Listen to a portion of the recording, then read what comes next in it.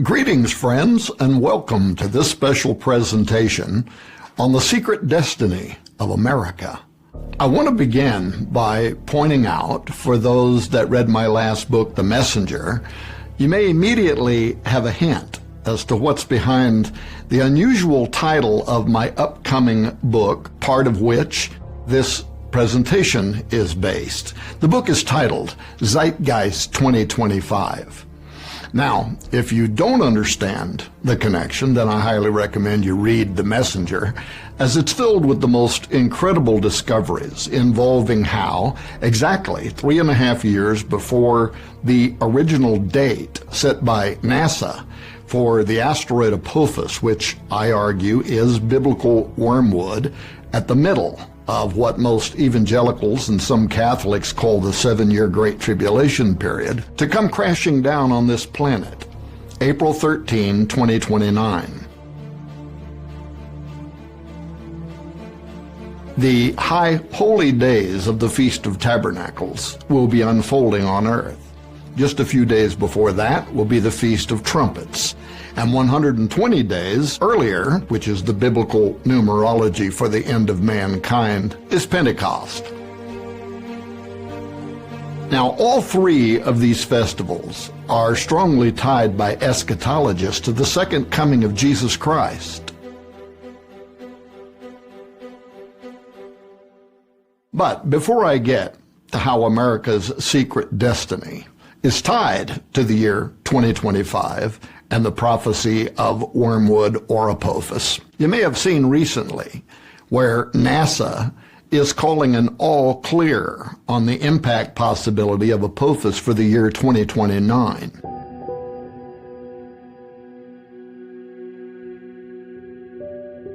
But what they're not telling you is that a number of celebrated scientists disagree. For example, one mathematician is warning that NASA's trajectory calculation of Apophis is off by as much as 600,000 miles, which Harry Lear implies could send Apophis crashing into Earth 8 years from now on April 13, 2029. Lear even sent an open letter to the President of the United States and U.S. government scientists, begging them to cross-check these calculations from NASA immediately, even though he ends his dispatch with an ominous admonition that we're probably already out of time. More impressive than Lear, top 100 scientist Nathan Myhrvold, in a recent peer-reviewed paper titled An Empirical Examination of Wise Neo-Wise Asteroid Analysis and Results, refutes much of the data from NASA, and he actually charges them with deliberately misreporting threats by near-Earth objects and even of behaving, quote, extremely deceptively with deliberate scientific misconduct in a cover-up of very real and potentially imminent space threats. And then there is famous planetary scientist and astrophysicist Neil deGrasse Tyson, who admits that on April 13, 2029, quote, Apophis will come so close to Earth that it'll dip below our orbiting communication satellites. It will be the largest, closest thing we have ever observed to come by Earth. The orbit we now have for it is uncertain. Pay attention to that. Because, he says, these things are hard to measure and hard to get an exact distance for, and, quote, we cannot tell you exactly where that trajectory will be, end quote. Now that list goes on, and it connects to other important information that I examine in the groundbreaking new book, Zeitgeist 2025, concerning why I believe that mankind has indeed, most likely, entered the last decade of history as it has been known, what prophecy teachers call the church age, and how the several unusual things that you're going to learn in that book set that work apart from all other books on prophecy. Now, among the amazing things that you're going to discover within those pages is how the Essenes of Dead Sea Scrolls fame were one of the ancient prophecy communities that predicted over 2,000 years ago that mankind would indeed enter its final age or Jubilee cycle 4 years from now in 2025, 3.5 years before Apophis smashes into our world.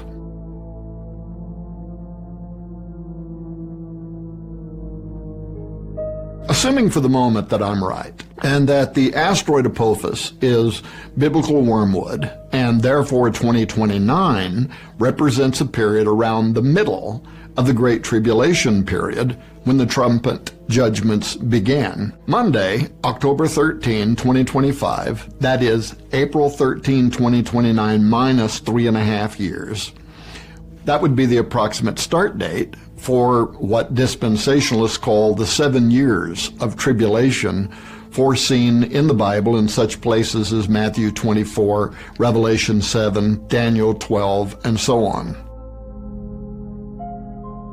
But besides prophecy, 2025 is intriguing in that it's also the year envisioned 10 years ago in a series of studies co-organized by the Atlantic Council and government organizations from Europe, the United States, Beijing, Tokyo, Dubai, other partnering nations that led the United States National Intelligence Council and the European Institute of Security Studies to produce a report that I encourage you to read titled Global Governance 2025 at a Critical Juncture.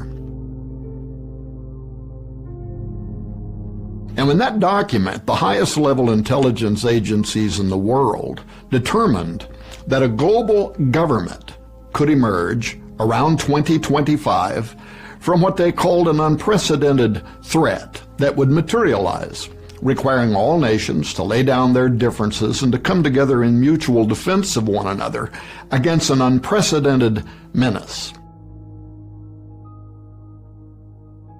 Among some of the things that they foresaw included knowledge of an incoming asteroid, a new pandemic, which I happen to believe Apophis is also bringing with it via an extremophile microorganism that has a virus inside of it. They also foresaw biotech-created new forms of humanity, representing an existential threat.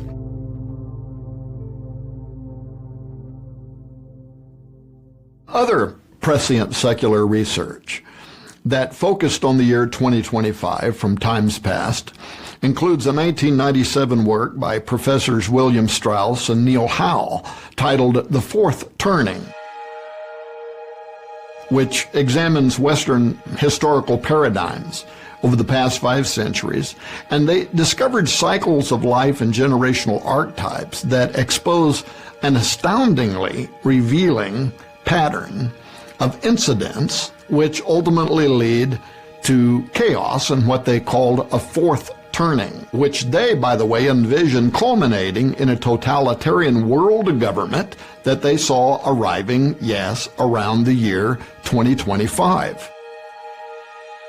Now, the risk of such sacrificed civil liberties, like they imagined, under government authoritarianism. This was, of course, also foreseen by the brilliant English novelist George Orwell, who had endured the heartache, delusion, fears, and cultural shocks of the pre- and post-World War II Britain, in which he portrayed the ultimate goals of such totalitarianism and total government surveillance through his novels called 1984 and another novel called Animal Farm.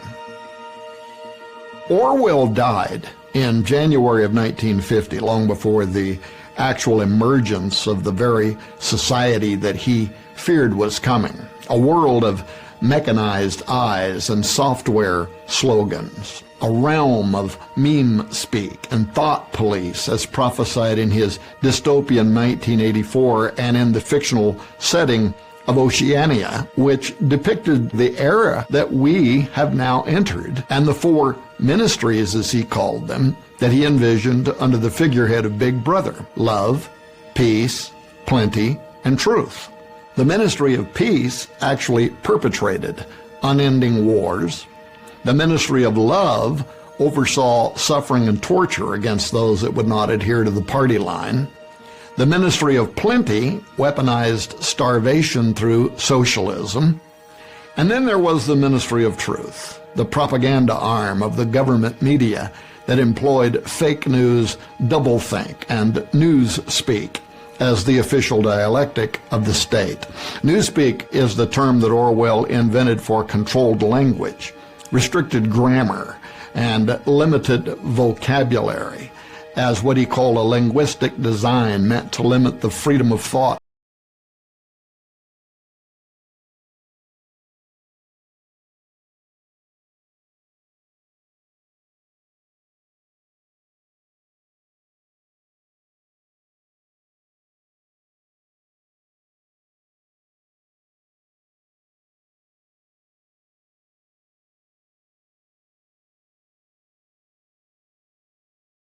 Your mind.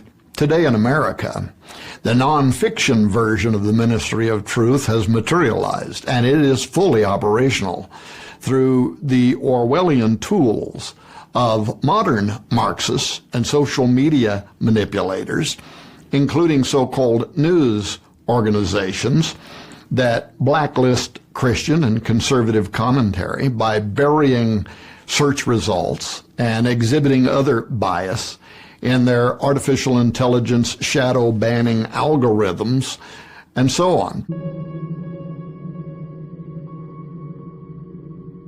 Orwell actually foresaw this very society where social media and 24-hour news cycles invigorate a cancel culture mob into tyrannizing anyone who holds what they consider to be the wrong opinions, or say the wrong words, or point out the dangers of progressive ideologies' new truths. I want to start with North Carolina, where a conservative student who was actually spray painted in the face.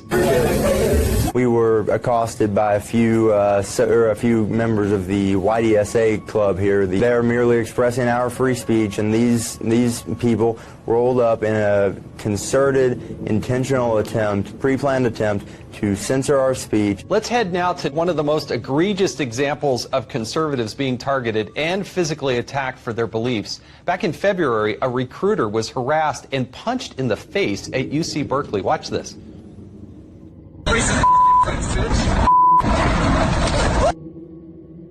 This case has basically gone cold. He pleaded guilty. The DA is still sitting on it, no trial. If you do physical violence against conservatives, such as a professor who smacked someone with a bike lock not too long ago, you might get away with it. That's what's happening right now.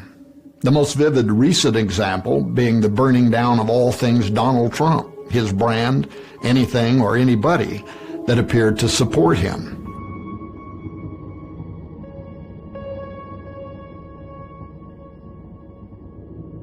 Now, in Strauss and Howe's The Fourth Turning vision, a deal with the devil ultimately includes the arrival of an unexpected national leader who would emerge during the current fourth turning. Now, this guy would come from an older generation, and he would lead the globe into a new world order, which they envisioned developing by the year 2025.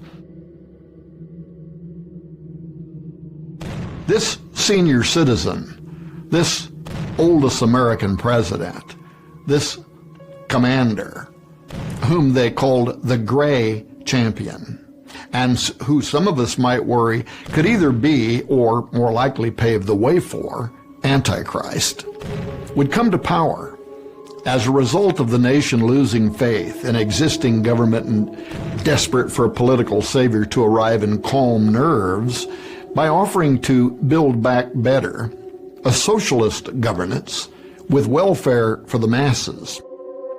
This leadership, they saw, would seize what could only be described as a cancel culture crusade, warm to promulgating Oceania-like suppression of unapproved dialogue in order to rein in any and all challenges to the new social construct.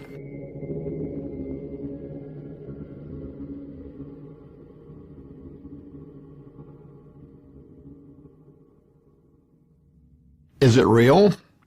Just ask the MyPillow guy.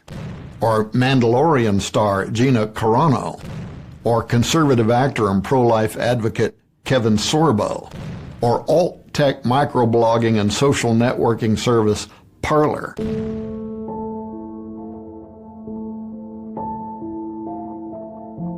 If you challenge today's official narratives as handed down by America's militant left, it's a very good way to get deplatformed, shadow banned, publicly scorned, or worse, under the new Oceania rules.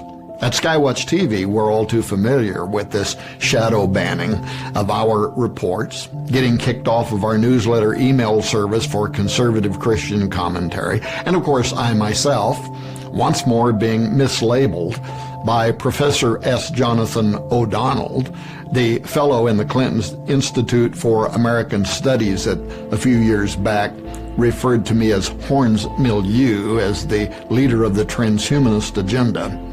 But he's now referred to me again in another peer-reviewed journal, Religion, as a, quote, Christian nationalist, end quote, which USA Today calls, quote, a threat embedded throughout our governing institutions, courts, military, legislature, agencies, and police, end quote, which I certainly am not, as anybody who has read my warnings against dominionism could attest. I am a patriotic American. I love this nation, and I vote. But first and foremost, I'm a born-again believer, committed to advancing the gospel of the kingdom of God over any other kind of nationalism. It would just really be so nice, wouldn't it, if people would just read the Federalist Papers, including the 10th one, in which Madison argues that faction is what motivates Americans, meaning that our strength lies in passions and opinions on different things, and it is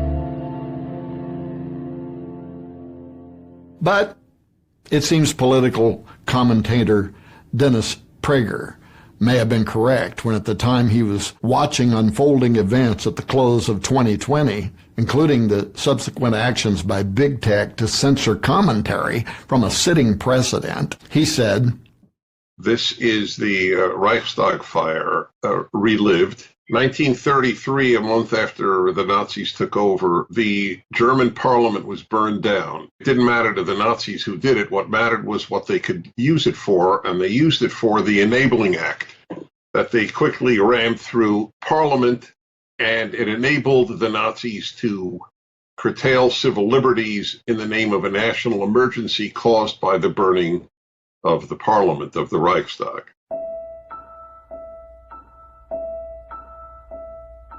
This is the Reichstag fire relived.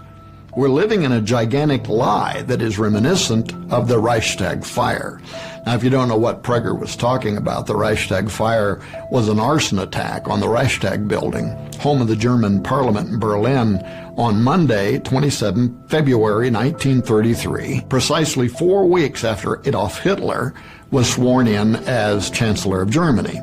Hitler's government stated that Marinus von der Lubbe, a Dutch council communist, was the culprit, and it attributed the fire to communist agitators. A German court decided later that year that Lubbe had acted alone, as he had claimed. The day after the fire, though, the Reichstag fire decree was passed. The Nazi Party used the fire as a pretext to claim that communists were plotting against the German government, which made the fire pivotal in the establishment of Nazi Germany. So the Nazis capitalized on the fire, and they quickly moved with a vengeance to cement their authority and to grant the state unprecedented power, of course in the name of public safety, you know. That resulted in suspending most civil liberties in Germany, including habeas corpus, freedom of expression, freedom of the press, the right of free association and public assembly, and the secrecy of the post and telephone. These rights were not reinstated during Nazi reign. The decree was used by the Nazis to ban publications not considered friendly to the Nazi cause, with communist electoral participation also suppressed. The communists previously had polled at 17% of the vote. The Nazis now were able to increase their share of the vote in the March 5, 1933 Reichstag election from 33 to 44%, and that gave the Nazis and their allies, the German Nationalist People's Party, who won 8% of the vote, a majority of 52% in the Reichstag.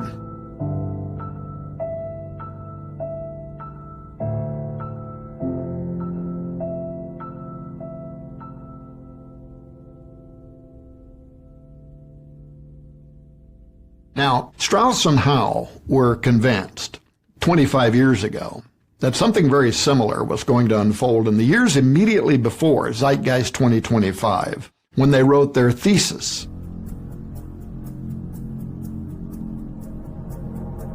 They saw the United States in the third turning then, and that the next crisis period, or fourth turning, would erupt around 2025, which I contend, again, is more likely than not to represent the start of what dispensationalist Christians call the Great Tribulation period. Will the suppression of free speech under the new administration's tech oligarchy and the Soros and Obama-backed agitators that have continued to threaten havoc across America, will that ignite the circumstances that assist the great champion's authoritarian rule? America has experienced three such major crises before: the Revolutionary War, the Civil War, and the Great Depression and World War II, each of which were followed by their respective periods of reconstruction. These were times marked by social decay and civil dread that required Americans to carry a tremendous burden after massive conflict and substantial loss in order to try and rebuild a better future. And don't forget, it was Barack Obama who, after designating America no longer a Christian nation, declared just days before his election in 2008, quote, "We are 5 days away from fundamentally transforming the United States of America," end quote. His wife, Michelle Obama, echoed those sentiments earlier, saying, "We're going to have to change our traditions, our history. We're going to have to move into a different place as a nation," end quote. This intentional redefining of the nation and attempt at changing the course of the United States was partly what Donald Trump was trying to stop, and why in his State of the Union address in February 2019 he declared that as long as he was president, America would never be a socialist country. Here in the United States, we are alarmed by the new calls to adopt socialism in our country. America was founded on liberty and independence, and not government coercion, domination, and control. We are born free, and we will stay free. Tonight, we renew our resolve that America will never be a socialist country. Did all that change January 20, 2021, with the inauguration of Joe Biden? As the oldest American president ever, is he Strauss and Howe's great champion that's going to lead the world into a socialist, Marxist, totalitarian world government? According to the Christian End Times blog Signposts of the Time, quote, "We as Christians, and in particular those that understand and follow Bible prophecy, will be watching with much interest over the next days, weeks, and months ahead to see how God will use President Joe Biden to put in place the final pieces of the last days puzzle that will usher in the tribulation period and the system of Antichrist," end quote. Are they right?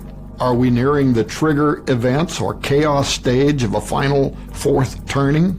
Besides professors of history, like those who wrote The Foreturning and who foresaw what the actions and reactions of policymakers and social engineers would generate, behind such political players and master manipulators at these cultural realms, there's a different thing that I want to talk about, and that's an invisible order, vividly described in Scripture, that I believe holds deeper insight in where we are today and the influences that are guiding us to where we're going next. And that's what I really want to discuss in this presentation.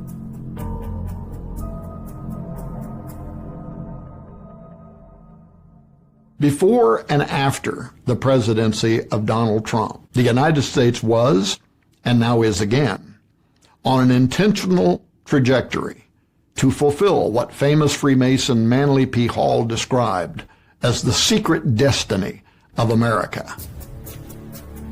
which includes future national and global subservience to a God, the God of Freemasonry, a deity that most Americans would never imagine when reciting the Pledge of Allegiance to, quote, one nation under God. In fact, the idea by some that the United States was established as a monotheistic Christian nation by those who designed Washington, D.C., and that the God referred to on American currency is a Judeo-Christian one is a puzzling conclusion when reflected against the secret society, mystery religion, and deistic beliefs of so many of the founding fathers, as is, of course, perpetually viewed in the supreme architect deism of Freemasons and in the supreme judge of the world and divine providence notations in the Declaration of Independence and the countless pagan icons that dominate the symbols, statues, buildings, and seals that are carefully drafted under official government auspices. In fact, the Great Seal of the United States, which Manly Hall rightly called the signature of that exalted body of Masons who designed America for a particular and peculiar purpose, he said, bears rich symbolism, forecasting anything but Christianity. In fact, when Christians in the 1800s argued that a hypothetical annihilation of the United States would ultimately lead to antiquaries of succeeding centuries, that is, historians, concluding that America had been a heathen nation based on symbolism of the Great Seal, Congress was pushed to create something reflecting the Christian faith of so many of its citizens. U.S. President and Freemason Theodore Roosevelt strongly opposed that idea, but other Masons were not as frustrated with the plan because, given the ambivalence of the term God and the axiom that interpreted within the context of the Great Seal symbolism and the layout of Washington, D.C., this would certainly not infer a biblical Christian God. The slogan, "In God We Trust," therefore, whoever you believe that to be, was accommodated by Masons and other Illuminati, and so approved as the official U.S. motto. Now, in several of my books, including Zenith 2016, which, by the way, noted years in advance the date of Trump's presidential election as having been foreseen by prophets and sages for thousands of years as the apex date when governments would begin shifting toward the spirit predicted on the Great Seal of the United States, the Antichrist, followed by the man of sin's actual arrival and acceptance on the global stage. Will that be 2025? To illustrate the point that one definitely would not determine the God in America's official motto refers to the Father of Jesus Christ or a biblical Trinity, in Zenith 2016 I wrote this. Quote, imagine yourself as a space traveler who visits Earth in a fictional post-apocalyptic world, digging through the rubble of the once thriving planet. You come across a copy of a U.S. $1 bill with the two-sided Great Seal of the United States, joined in the middle by the phrase, "In God We Trust." Upon consideration, you ask yourself, what God did this refer to? And with no preconceptions, you allow the symbolism on the seal to speak for itself, from which you quickly determine that this had been a great culture who worshipped Egyptian and Greek deities, especially a particular solar one whose all-seeing eye glared from atop an unfinished Egyptian pyramid.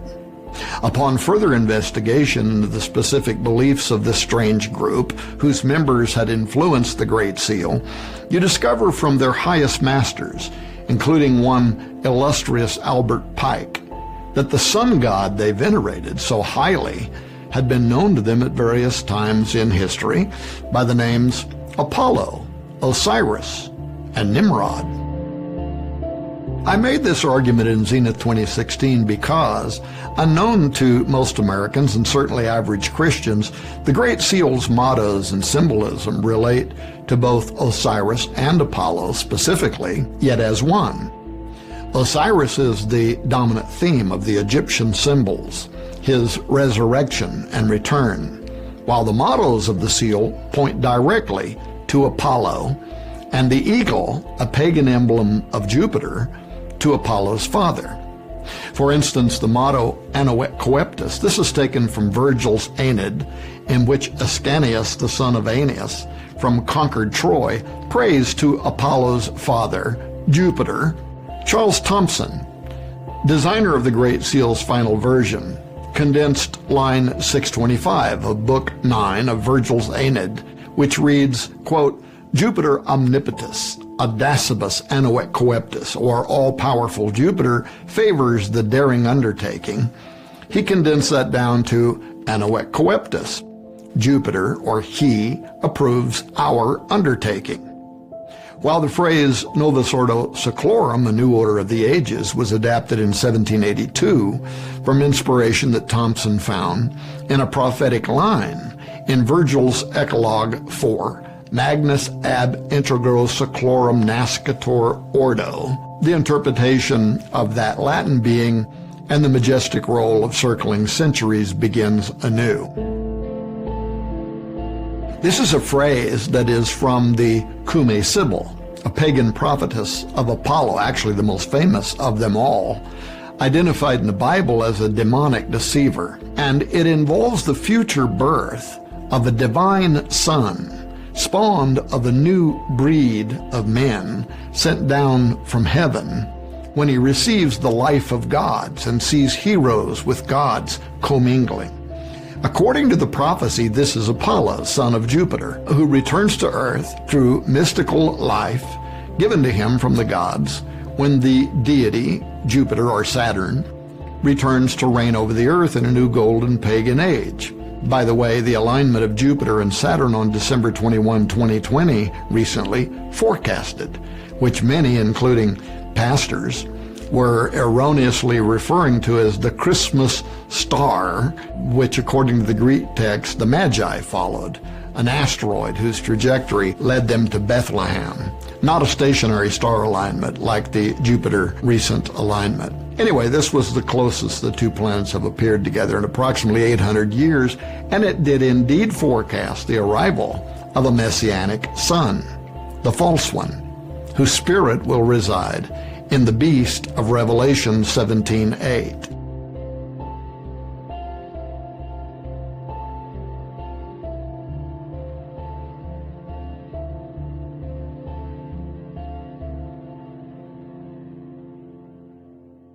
From the beginning of the prophecy, referenced on the Great Seal of the United States, we read, quote, Now the last age by Cumae Sibyl's sung has come and gone, and the majestic roll of circling centuries begins anew. Justice returns old Saturn or Jupiter's reign, with a new breed of men sent down from heaven. Only do thou at the boy's birth, in whom the iron age shall cease, the golden race arise. Befriend him, chaste Lucina, 'tis thine own Apollo reigns. He shall receive the life of gods and see heroes with gods commingling, and himself be seen of them, and with his father's worth reign over the world. Assume thy greatness, for the time draws nigh, dear child of God's great progeny of Jupiter or Zeus. See how it totters, the world's orbed might, earth and wide ocean, and the vault profound. All see, enraptured, at the coming time." End quote.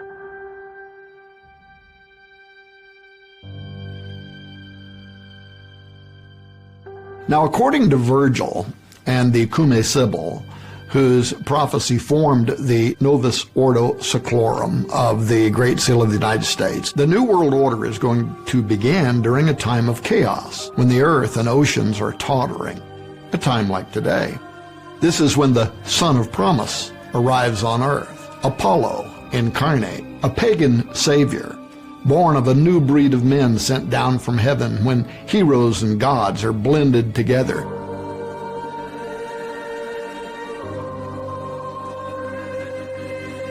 It sounds eerily similar to what the Watchers did, doesn't it, during the creation of the Genesis 6 giants, and why many believe Antichrist also represents a return of the Nephilim. But to understand why such a fanciful prophecy about Apollo, son of Jupiter, returning to Earth should be important to you, in ancient literature, Jupiter was the Roman replacement of Yahweh as the greatest of the gods. He was a counter Yahweh. His son Apollo is a replacement of Jesus, a counter Messiah, a counter Jesus. This Apollo comes to rule when the final New World Order arrives, as justice returns old Saturn's reign. The ancient goddess Justice, who returns Saturn's reign, Saturnia Regna, the pagan golden age, was known to the Egyptians as Mat, and to the Greeks as Themis, while to the Romans she was Lustitia. Statues and reliefs of her abandon thousands of government buildings and courts around the world, but especially in Washington, D.C., as famous Lady Justice, as we call her, blindfolded and holding scales and a sword. She represents the enforcement of secular law and is, according to the Sibyl's conjure, the authority that's going to require global compliance to the zenith of Satan's dominion, concurrent with the coming of Apollo. What's more, the Bible's accuracy concerning this subject is alarming, including the idea that pagan justice is going to require surrender to a satanic system in a final world order under the rule of Jupiter's son. In the New Testament, the identity of the god Apollo, repeat-coded in the Great Seal of the United States as the Masonic Messiah who returns to rule the earth, is the same spirit, verified by the same name, that's going to inhabit the political leader of the end times New World Order. According to key Bible prophecies, the Antichrist will be the progeny or the incarnation of the ancient spirit of Apollo. 2 Thessalonians 2:3 says this, "Let no man deceive you by any means, for that day shall not come, except there come a falling away first, and the man of sin be revealed, the son of perdition." And the Greek word there, perdition, is Apollo, Apoleia. Revelation 17:8 likewise ties the coming of Antichrist with Apollo, revealing that the beast is going to ascend from the bottomless pit and enter into him. Here's what it says, quote, "The beast that thou sawest was and is not, and shall ascend out of the bottomless pit and go into perdition," Apoleia, Apollo. "And they that dwell on the earth shall wonder, whose names were not written in the book of life from the foundation of the world, when they behold the beast that was and is not and yet is."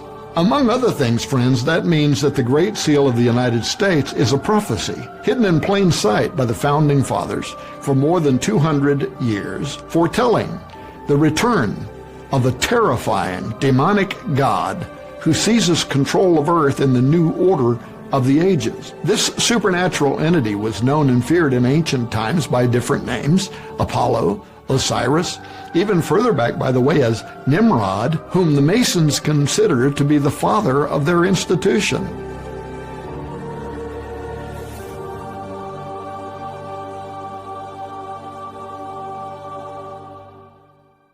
Here's the big question. Have modern leaders of the United States government acknowledged this secret destiny of America?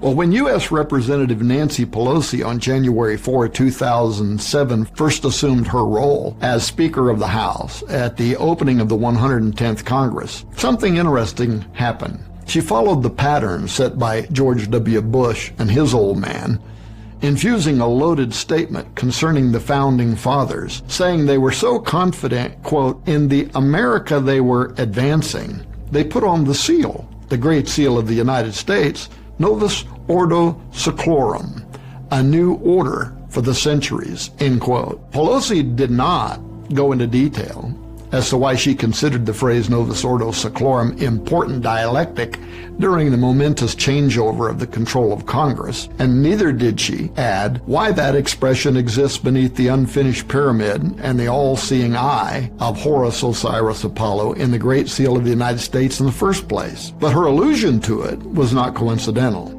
I believe it was framed against January 20, 2001, when her dynastic establishment pal, President George W. Bush, during his first inaugural address, faced the obelisk known as the Washington Monument, and he twice referred to an angel that rides in the whirlwind and directs this storm.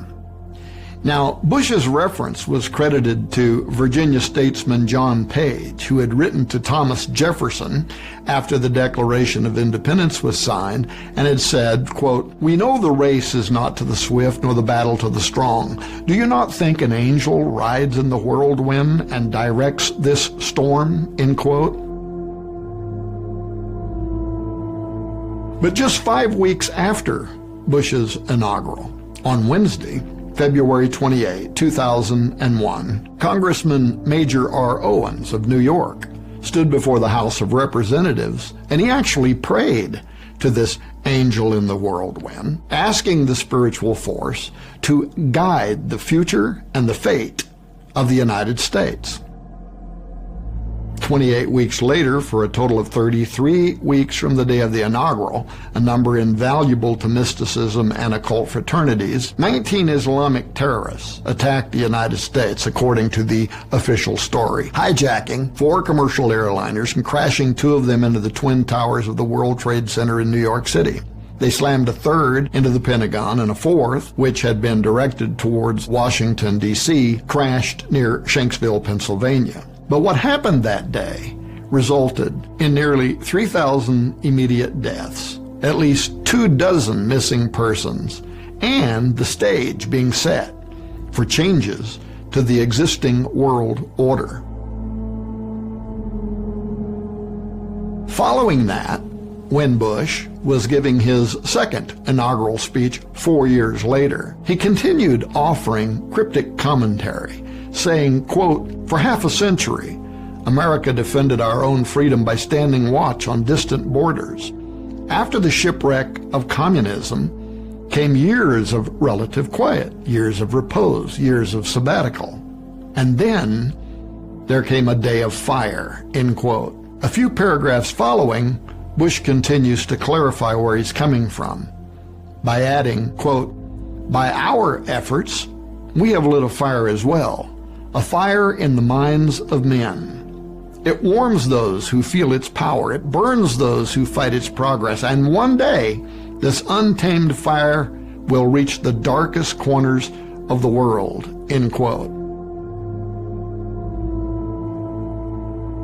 Now, if you don't know this, that phrase, "a fire in the minds of men," is from Fyodor Dostoevsky's 19th century book, The Possessed, or The Devils. This was a novel that was set in pre-revolutionary Russia, where civil resistance is seen championed by nihilist Sergei Negov, who tries to ignite a revolution of such destructive power that society will be completely destroyed. Folks, the fact that a United States president would quote that phrase in an official speech of record was astonishing to many of us at the time, given that The Possessed, The Devils, is about violent government crackdown on dissent that sparks civil unrest and revolution marked by public violence, something eerily reminiscent of today. Fire in the Minds of Men is also the title that historian James H. Billington so famously chose for his book on the history of revolutions, including the origin of occult Freemasonry and its influence in the American Revolution. To make matters even more transparent to his secret society pals, in his closing comments, Bush himself tied the inaugural crypticisms to the Masonic involvement in the American Revolution, saying, quote, "When our founders declared a new order of the ages, they were acting on an ancient hope that is meant to be fulfilled," end quote. The phrase, "a new order of the ages," is taken, of course, from the Great Seal, Novus Ordo Seclorum.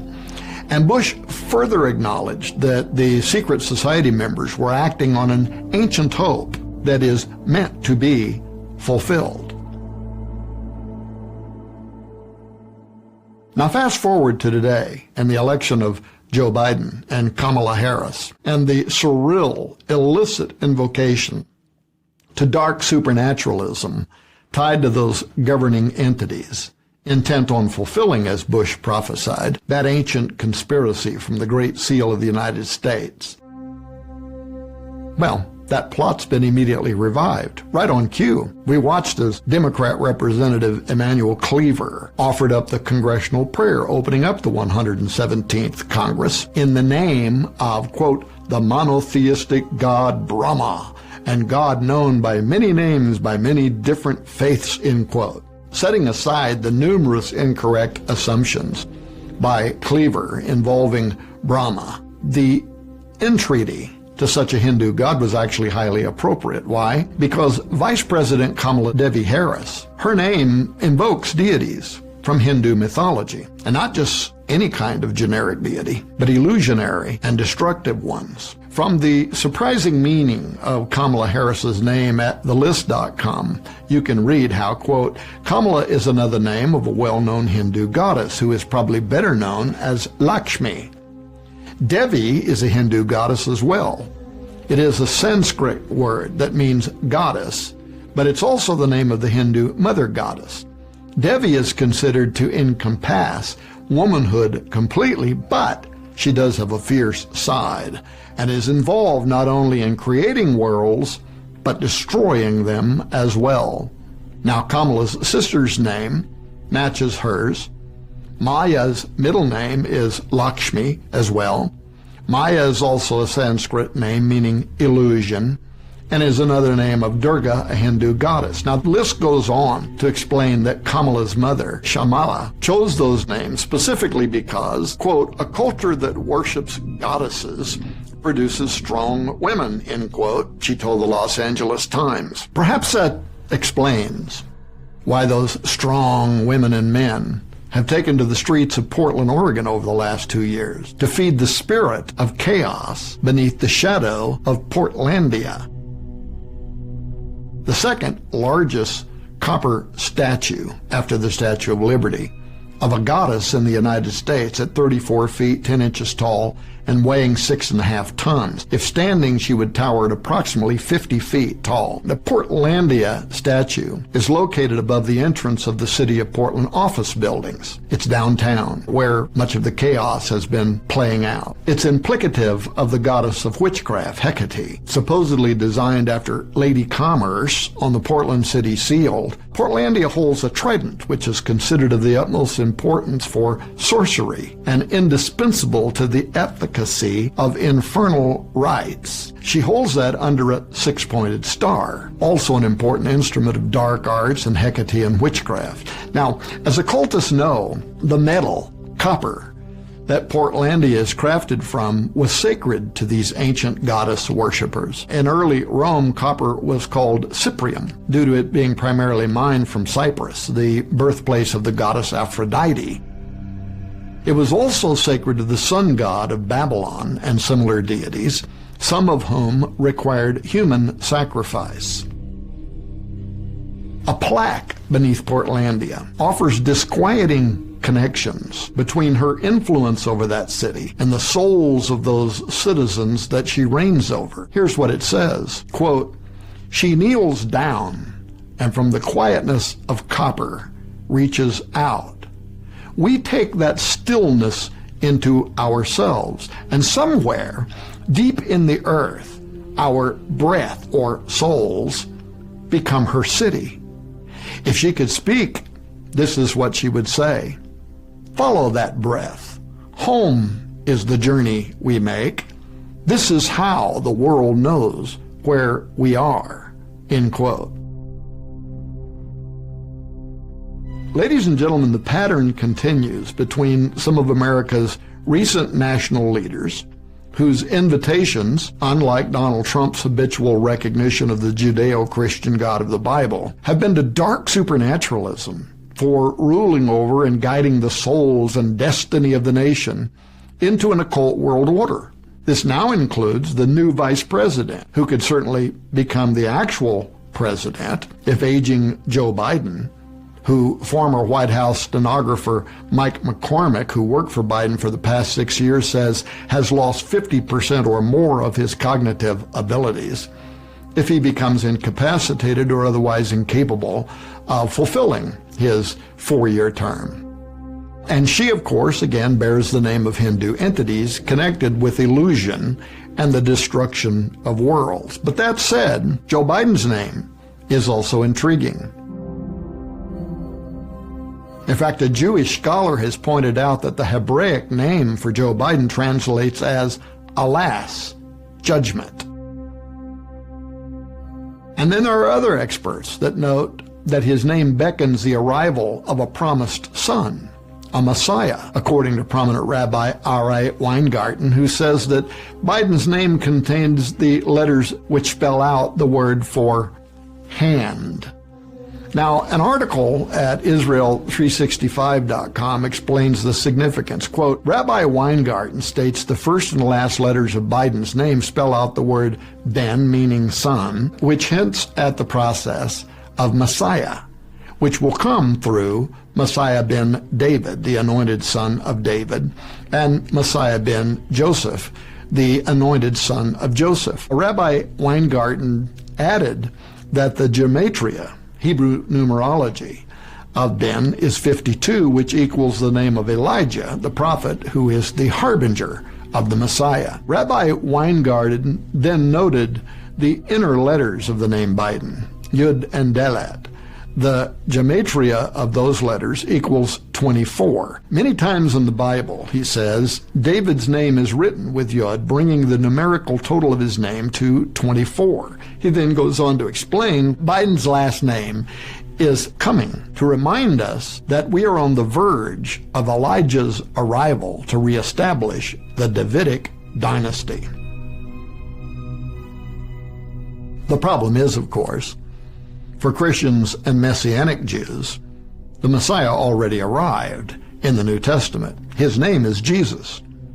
Therefore, the prophetic suggestion involving Biden's name more likely indicates a role that he might play with the coming of the false Messiah, the Antichrist. And there are some Orthodox rabbis who seem to agree with that conclusion, connecting the election of Biden and Kamala with the return of the days of Noah. Rabbi Yoel Schwartz, the head of the Sanhedrin's Noahide court, a highly respected Torah law authority, actually produced a video in which he commented on the divergent possibilities of the U.S. presidential election. And one of the things that he made that I found interesting was where he found that the elections were held on the 17th of Shesvan. Schwartz noted that, according to Jewish tradition, rains that caused the flood in the time of Noah began falling on that day. It was also on that day, he says, that here in Israel, the first rains of the season fell in earnest. They should have been rains of blessing, but since Biden was elected, these rains became like the rain of the same day in the time of Noah, a harbinger of a coming flood. He also says, quote, the Democrats are spreading the very same sins that forced Noah into the ark. While another rabbi similarly noted in Hebrew that Harris's name also means destruction. So, with Trump out of the way, at least for the time being, the dark side of the deep state is quickly reviving efforts to get America back on track to its secret destiny, summoning those agents of chaos whose ancient scheme is going to culminate in arrival of the dreaded man of sin.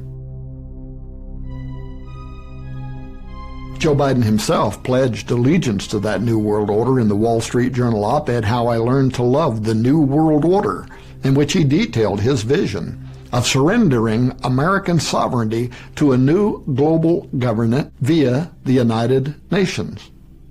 You can Google that and read it for yourself. Will Biden's vision quickly unfold in the countdown to Zeitgeist 2025? It appears that left-leaning Americans are certainly rushing to embrace that vision, and it brings me to the countdown to 2025, the prophecy on the Great Seal of the United States, and the secret destiny of America.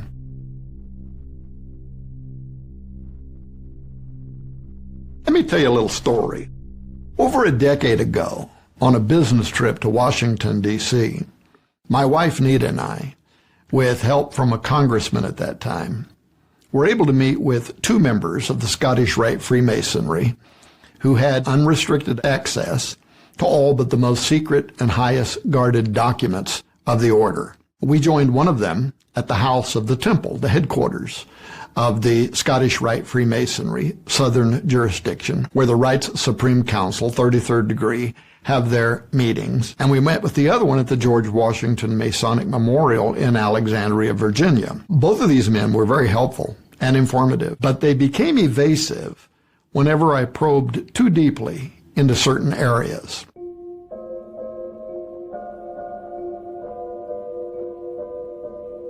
At the House of the Temple, like elsewhere, the Brotherhood of Darkness, as my old late friend Dr. Stanley Monteith used to call them, intentionally hide in plain sight their occult aspirations, which ultimately are going to be conceived in that one world order and one world religion under the son of Lucifer. Or, as Manly P. Hall put it, quote, "The outcome of the secret destiny is a world order ruled by a king with supernatural powers.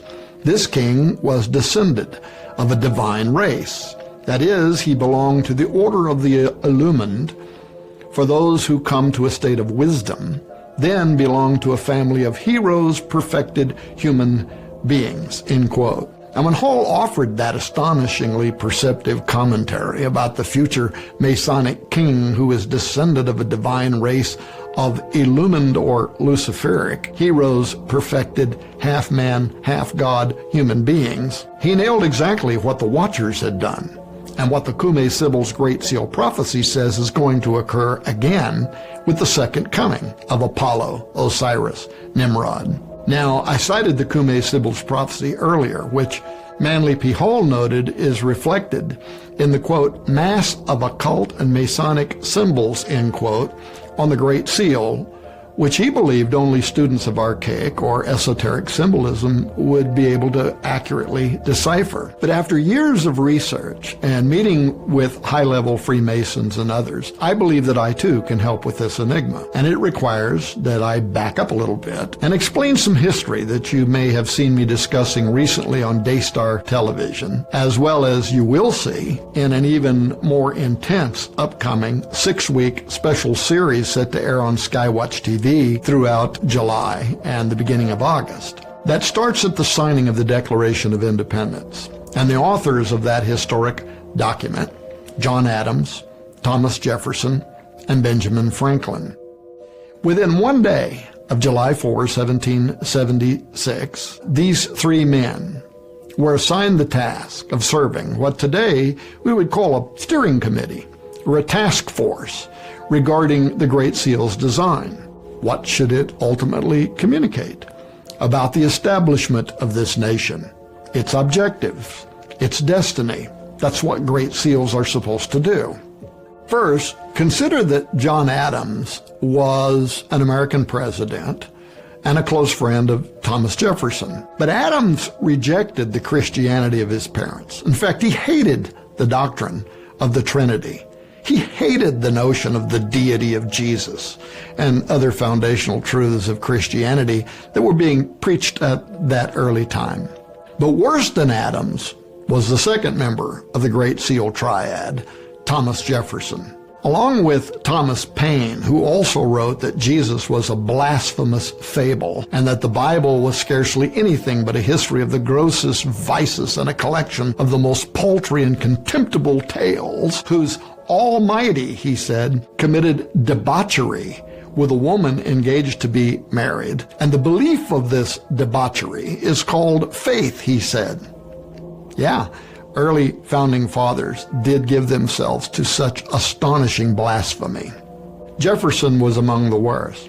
In fact, he said this about the book of Revelation in a letter to General Alexander Smith, dated January 17, 1825, quote, "It is between 50 and 60 years since I read it, and I then considered it merely the ravings of a maniac, no more worthy nor capable of explanation than the incoherences of our own nightly dreams," end quote. Through the rest of his letter, Jefferson made it clear to the general that he had not repented of his formerly held view, and he believed that the chronicle of Jesus, as depicted in the Bible, was an unmitigated fraud. Here is what he said in another letter to William Short, dated October 31, 1819, quote, "The greatest of all the reformers of the depraved religion of his own country was Jesus of Nazareth, abstracting what is really his from the rubbish in which it is buried," talking about the Bible, "easily distinguished by its luster from the dross of his biographers, and as separable from that as the diamond from the dunghill," end quote. That passage describes the approach that Jefferson also took in writing his so-called Jefferson Bible. What he claimed he was attempting to do, and he wrote about extensively, in hacking the Bible into pieces and then taping it back together to form his own cursed version of Scripture, was to separate the true sayings of Jesus from the things he believed had been added to the gospel accounts. For example, in a letter to John Adams, he wrote, quote, "In the New Testament, there is internal evidence that parts of it have proceeded from an extraordinary man, and that other parts are of the fabric of very inferior minds. It is as easy to separate those parts as to pick out diamonds from dunghills," end quote.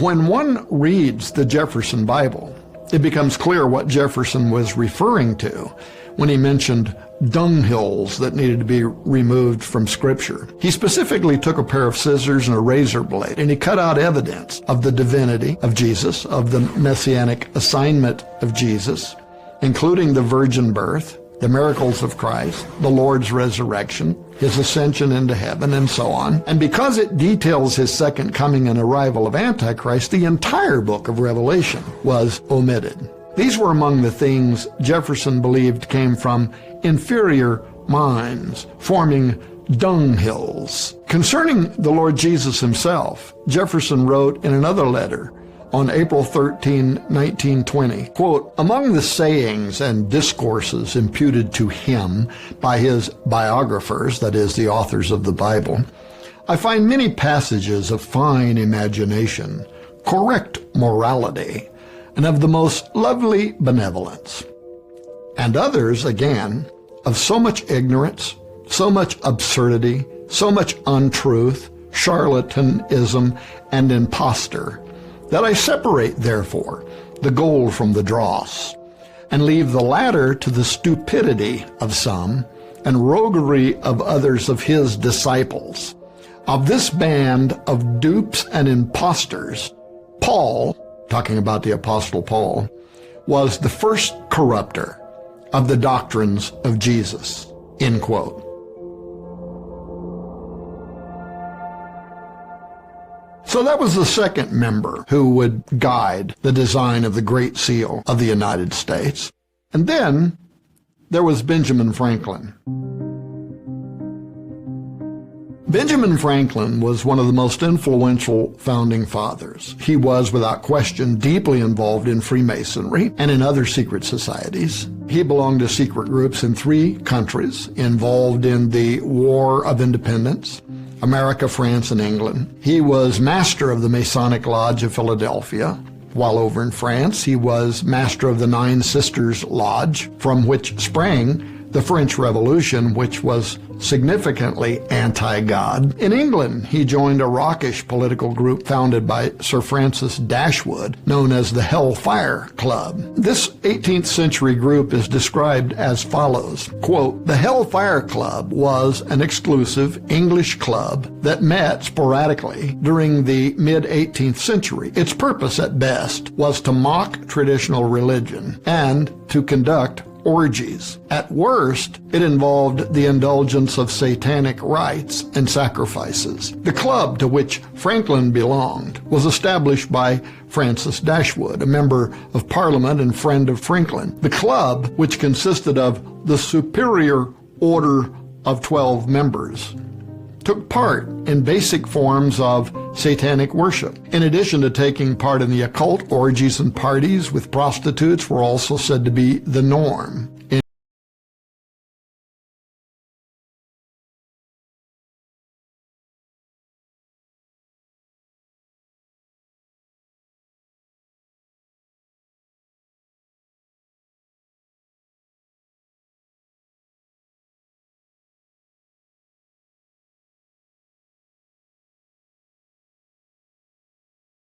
A costly renovation of Franklin's former home. The Times reported, quote, "Initial estimates are that the bones are about 200 years old and were buried at the time Franklin was living in the house, which was his home from 1757 to 1762 and from 1764 to 1775. Most of the bones show signs of having been dissected, sawn, or cut. One skull has been drilled with several holes," end quote. Later reports from the Benjamin Franklin house reveal that not only were human remains found, but animal remains as well, that appear to be blackened or charred as if by fire and then hidden beneath the floorboards of the home. Needless to say, the evidence has caused a number of researchers to suggest that Franklin's involvement with the Hellfire Club may have been connected with Satanists performing ritual killings of both humans and animals.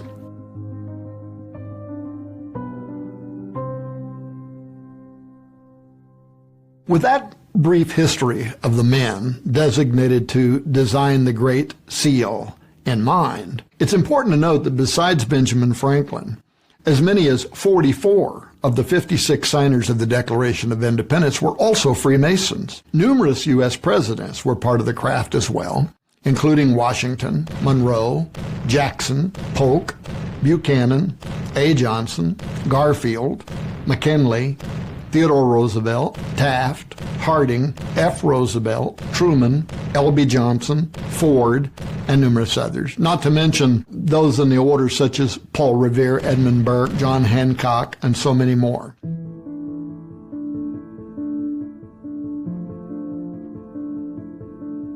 Besides the Great Seal, the question, though, of whether the Order of Freemasons engineered the entire United States city named after America's first president, according to an occult grand design, is something that I want to talk about. It's definitely something that a growing body of historians and researchers are admitting. For instance, David Oveson, who became a Mason after writing The Secret Architect of Our Nation's Capital, The Masons and the Building of Washington, D.C., he argues effectively that the city's layout intentionally incorporated the esoteric belief system of Freemasonry, especially as it involved astrologically aligning the capital with the constellation Virgo or Isis. In 1793, when George Washington sanctioned the laying of the Capitol building's cornerstone, he did that while wearing a Masonic apron emblazoned with the Brotherhood's symbols. For occult expert Manly P. Hall, that made perfect sense. Was Francis Bacon's vision of the new Atlantis a prophetic dream of the great civilization which was so certain to rise upon the soil of the New World, he asked in his book, The Secret Teachings of All Ages? It cannot be doubted, he said, that the secret societies conspired to establish such upon the American continent. Hall's New Atlantis reference was based on a utopian scheme that the European secret societies of the 16 and 1700s were literally infatuated with, wherein an occult democracy would be established based on men participating with ancient Greco-Roman gods to earn their favor, their protection, their power in the establishment of a government dedicated to their second coming at the dawn of a new golden age. That's why all of this is on the Great Seal. It's why the city is laid out the way it is. Now, Hall continued that historical incidents in the early development of the United States clearly bore, quote, the influence of that secret body which has so long guided the destinies of people and religions. By them, nations are created as vehicles for the promulgation of ideas. And while nations are true to these ideals, they survive. When they vary from them, they vanish, like the Atlantis of old, which had ceased to know the gods, end quote. Involvement by Freemasons for the development of early America as the New Atlantis is clearly viewed from the Great Seal all the way over to the symbolic layout of Washington, D.C., as the capital for this new Atlantis. And in fact, that's been so well documented over the last few decades that even Masons today have ceased denying the affiliation. And in fact, daily Masonic tours through services devoted to that history are now offered of the city's landmarks to illustrate the connection, literally for a fee. A guide will help you visit locations such as the George Washington Masonic National Memorial or the House of the Temple, the headquarters of the Scottish Rite Freemasonry. The House of the Temple, I've been there numerous times. I've met with 33-degree Freemasons there, asked many, many questions that are in numerous of my books. Designed in 1911, the House of the Temple hosts the Freemason Hall of Fame, an enormous collection of Freemason memorabilia, including various artworks important to the Masons, a library of 250,000 books, which I've gone through, and more importantly is the location for the Rite's Supreme Council 33rd degree meetings. When you leave the building, you can exit the House of the Temple, walk down the street, and take pictures of the enormous Masonic obelisk, the phallic Egyptian symbol of fertility in the distance known as the Washington Monument, which I will discuss here in a few moments. But for obvious reasons, while modern Masons may openly admit these days to involvement by their Jacobite ancestors toward establishing the foundation for a utopian New World Order in Washington, D.C., most vigorously deny that the talisman-like layout of the streets, government buildings, and Masonic monuments were actually meant for what researcher David Bay calls, quote, an electric-type grid that pulsates with luciferic power 24 hours a day, 7 days a week, end quote. Notwithstanding that denial, the government's own records explain otherwise, clearly stating that the capital city design was indeed shepherded by those who wanted it to reflect dedication to the pagan gods. For instance, the article that anybody can Google and read, called The Most Approved Plan, the Competition for the Capitol's Design. You can find that on the Library of Congress's own website. And it tells how, after advertising a competition for the design of Government Center in D.C., George Washington, Thomas Jefferson, and the commissioners of the District of Columbia were disappointed by the entries, and a design based on, quote, the Roman Pantheon, the circular domed rotunda dedicated to all pagan gods, was suggested by Jefferson, who later shepherded it through several transformations in order to accomplish the end goal. Now, Freemason David Ovison adds that when the cornerstone of the U.S. Capitol building was laid, it was actually done through Masonic rituals meant to procure approval of these pagan gods. As recorded in 2 bronze panels on the Senate doors of the Capitol, George Washington is seen standing in front of a Mason who holds two versions of the Masonic square, while he himself uses a Masonic trowel on the cornerstone. It is the apron that Washington so famously wore that day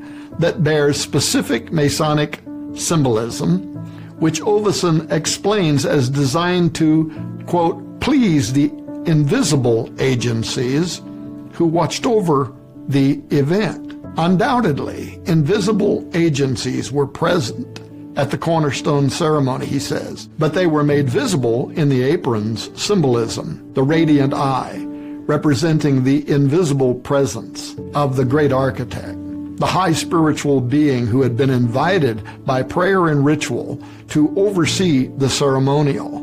The radiant eye was the sun eye, or spiritual sun of Horus, Osiris, Apollo. The United States, therefore, cast on the Great Seal and within the layout of the Capitol building, all of this reflects the secret society's scheme to fulfill the Baconian dream of a new Atlantis by establishing America as the capital of the New World Order. Hall continued, quote, here on the Great Seal is represented the Great Pyramid of Giza, composed of 13 rows of masonry, showing 72 stones. The pyramid is without a capstone, and above its upper platform floats a triangle containing the all-seeing eye, surrounded by rays of light. The combination of the pyramid and the all-seeing eye is more than chance or coincidence. There is nothing about the early struggles of the colonists to suggest such a selection of farmers, shoekeepers, and country gentlemen were behind the design. There's only one possible origin for these symbols, and that is the secret societies, which came to this country 150 years before the Revolutionary War. Most of the patriots who achieved American independence belonged to these societies and derived their inspiration, courage, and high purpose from the ancient teachings. There can be no question that the Great Seal was directly inspired by these orders of the human quest, and that it is set forth the purpose for this nation as that purpose was seen and known to the founding fathers. The monogram of the New Atlantis reveals this continent as set apart for the accomplishment of the great work. Here is to arise the pyramid of human aspiration, the school of the secret sciences, end quote.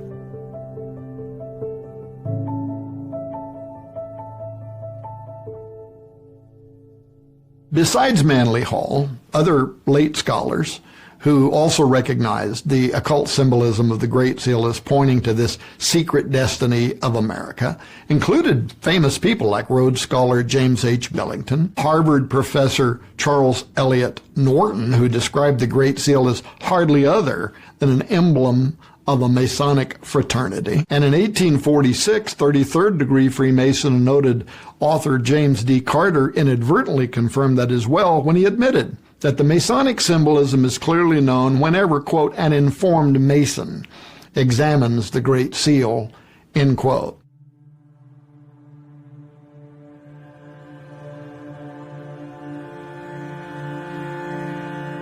And yet, for all the volumes written in the early years about the arcane meaning behind the symbols and mottos of the Great Seal, it was not until the 1930s that, perhaps by providence, the significance of the seal started finding its defining moment. It happened when two-term President Franklin Delano Roosevelt decided to run for an unprecedented third term, and he chose as his running mate for the vice presidency Secretary of Agriculture and 32nd degree Mason Henry Wallace.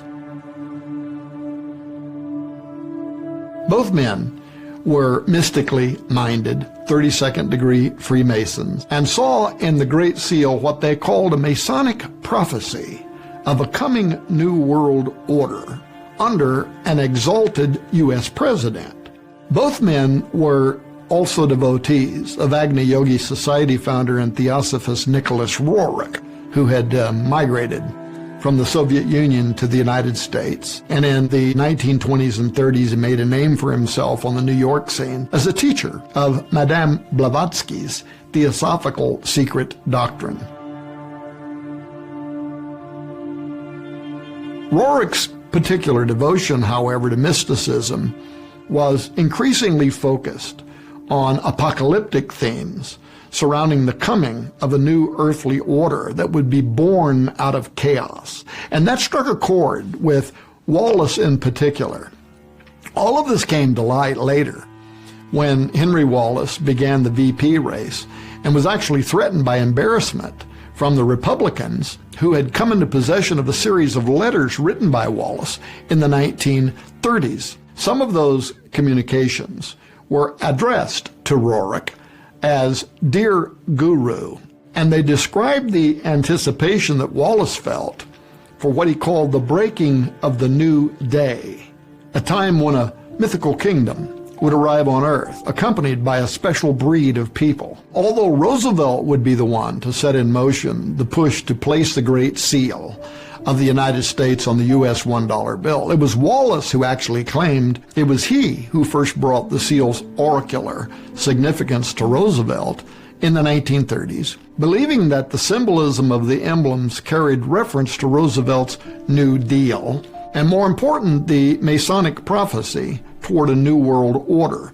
Wallace describes this meeting that he had with Roosevelt. Quote, Roosevelt, as he looked at the colored reproduction of the seal, was first struck with the representation of the all-seeing eye, a Masonic representation of the great architect of the universe. Next, he was impressed with the idea that the foundation for the new order of the ages had been laid in 1776, but that it would be completed only under the eye of the great architect.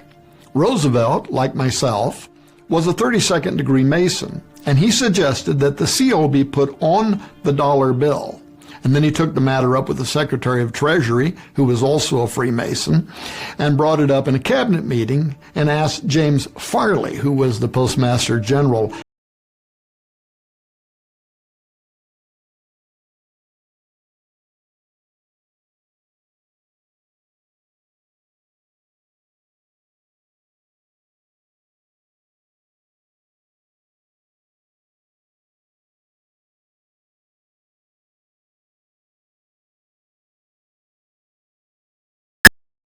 and Wallace first perceived the seal's Masonic prophetic significance. Surviving records clearly show that it was Roosevelt, and in his own handwriting no less, who instructed that the front side of the seal be placed on the right back of the dollar, and the reverse side of the seal, with the pyramid and all-seeing eye, be put on the left side, so that it would be the first thing that people saw when reading the back of the dollar bill from left to right. Therefore, most Americans were left with the impression that the mysterious pyramid and its heralding of a new order under the coming of a god were the foremost symbols of the American Republic.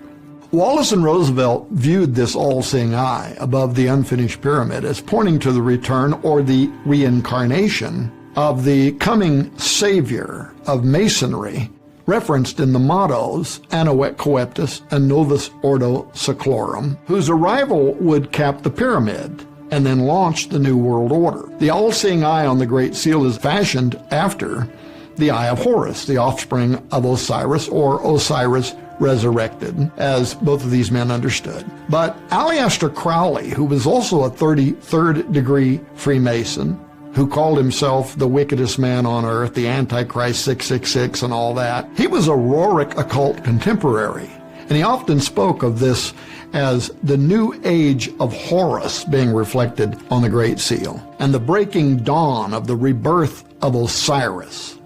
That such mystics and Freemasons simultaneously used such identical language is telling, given what I pointed out earlier, that the Great Seal's mottos and symbolism relate to both Osiris and Apollo specifically and yet as one. Osiris is the dominant theme of the Egyptian symbols, his resurrection and return, while the mottos of the seal point directly to Apollo, and the eagle, a pagan emblem of Jupiter, to Apollo's father. This prophecy begins in symbolism on the front side of the Great Seal with the symbol of Jupiter, a bald eagle, who clutches a bundle of arrows in his left talon, while its right claw grips an olive branch.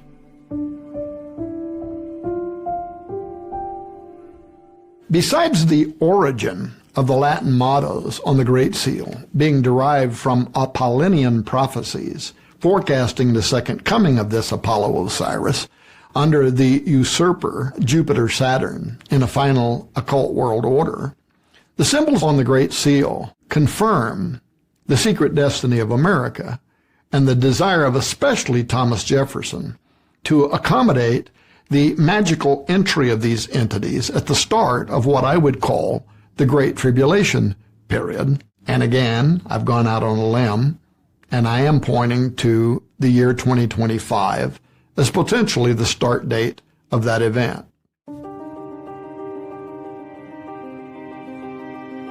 When you look at the front side of the Great Seal, you're stricken with the redundancy of the number 13's uses.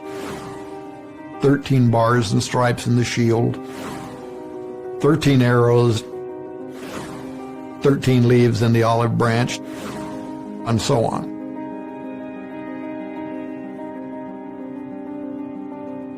Now that pattern continues on the reverse side with 13 levels in the uncapped pyramid, 13 letters of Anahuac Coeptus, and so on. Albert Pike, in his famous book Morals and Dogma, revealed that Freemasonry's two sets of meanings exist behind these symbols. In this case, the superficial translation for blue degree Masons and the profane, that's you and me, which assert that the number 13 refers to the original 13 colonies or states.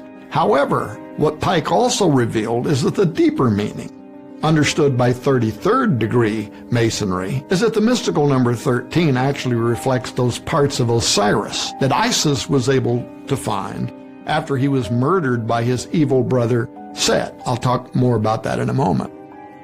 The same is true with the phrase in the banner E pluribus unum, which is Latin for out of many, one, which laity and 32nd lower blue masonry degrees are told refers to the many ethnicities that came together to form one nation, while high degree occultists acknowledge that the true meaning of E pluribus unum echoes the God of many names, Gilgamesh, Osiris, Apollo, Nimrod, as the singular entity prophesied on the Great Seal to rule the world at the end of time. That's clearly understood whenever high-degree occultists and master Freemasons observe the bald eagle, the ancient icon of the god Jupiter, whose prophesied return is captioned in the phrase Anahuac Coeptus on the reverse side of the seal, with the 13 stars forming a hexagram above his head.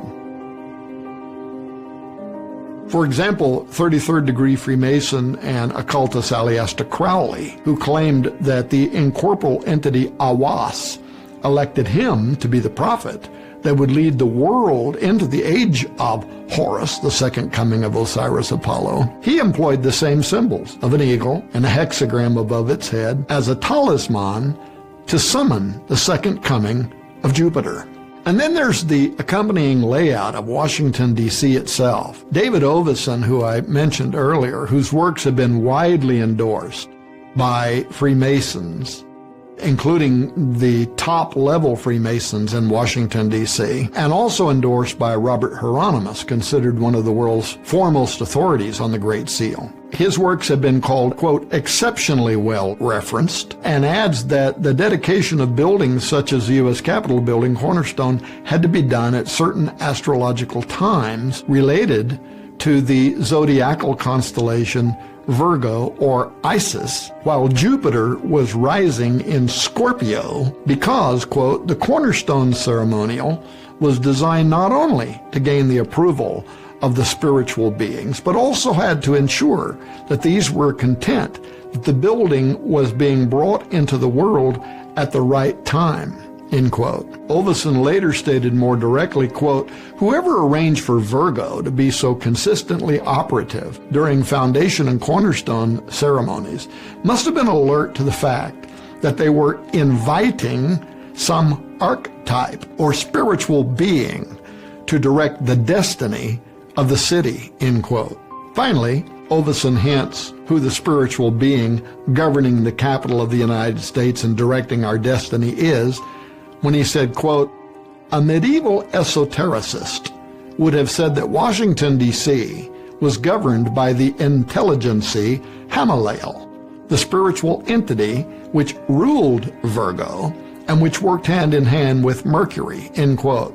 Hamalael, folks, is an evil adversary of the cherubim of God, serving under Lilith, whose devotees gather annually with U.S. presidents and other global dignitary to honor her at the Bohemian Grove. As a result of this alignment of the Capitol buildings and streets in Washington, D.C. with this constellation, every August 10, an astrological event reoccurs in the sky above Washington, tying the city to the pagan Virgo, known in ancient Egypt as the goddess Isis. Quote, at dusk, as golden light turns brick facades a dusty rose, the shimmering sun floats a few degrees just to the left of Pennsylvania Avenue, gradually including to the right until it sets directly over the famous street, says Julie Duen. If the horizon remains cloudless, 3 stars are visible in a straight line from the Capitol of the White House to the skies in the west, known as Regulus, Arcturus, and Spica. The stars form a right-angled triangle, framing the constellation of Virgo, end quote. Folks, such mysticism, incorporated into the design of Washington, D.C. by Freemasons for summoning the timing, presence, and approval of these invisible agents, was a formula actually perfected in pagan Rome, the gods of whom Thomas Jefferson insisted Washington, D.C. be in dedication to. John Fellows explains why this is true. Quote, they consulted the gods to know if the enterprise would be acceptable to them, and if they approved of the day chosen to begin the work. They invoked, besides the gods of the country, the gods to whose protection the new city was recommending, which was done secretly because it was necessary that the tutelary gods should be unknown to the vulgar. It may come as a little surprise then that when George W. Bush, in a speech the day before his second inaugural, said that the United States had, quote, a calling from beyond the stars, end quote, which is, by the way, a disturbing statement taken directly from the satanic Necronomicon fiction concerning alien creator gods, that the Capitol building had been intentionally set in the head of a Masonic owl figure, which in turn stands atop the White House, located on the chin of the pentagrammic goat of Mendes. The upside-down pentagram, or Baphomet, clearly visible in the D.C. street layout, represents the goat's head, and it's considered the most powerful symbol in Satanism, while the owl figure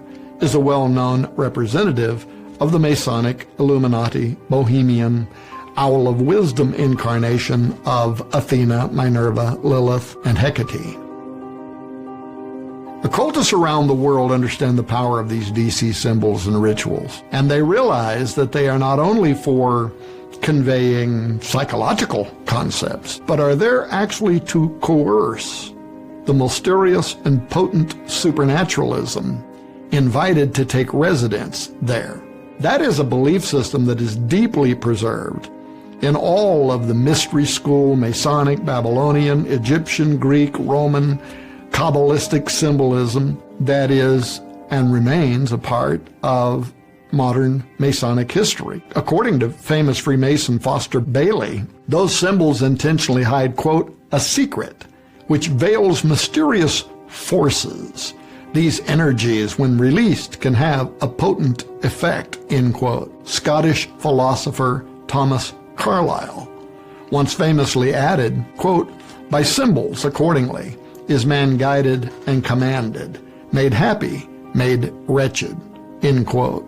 As previously pointed out, Masons are, as a result, under oath, never to reveal the true meaning of their symbols, and when somehow they are compelled to offer explanation, they falsify the statement, even to lower degree Masons. Substantial reasons exist for why the designers of Washington's Government Center would have wanted to likewise obscure the meaning behind the occultic layout of America's capital. If the public in general had been prematurely convinced of the end game, prophesied in the DC symbolism, it would have been beyond the acceptance of prior generations, who likely would have demanded change in leaders and facilities. But as time moved forward, and increasingly it has become necessary for public understanding of America's heritage and secret destiny and intended purpose, little by little, either by providence, promotion, or even resistance, a clearer picture has emerged of what Manly P. Hall called the secret destiny of America.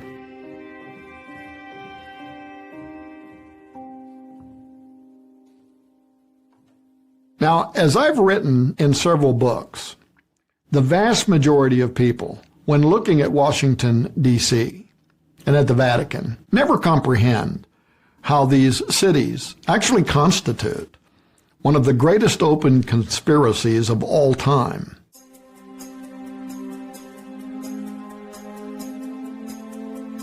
In both cities, reproduced in all their glory and right before the world's eyes, is an ancient talismanic diagram based on the history and the cult of Isis, Osiris, and Horus, including the magical utilities meant to generate the deity's return.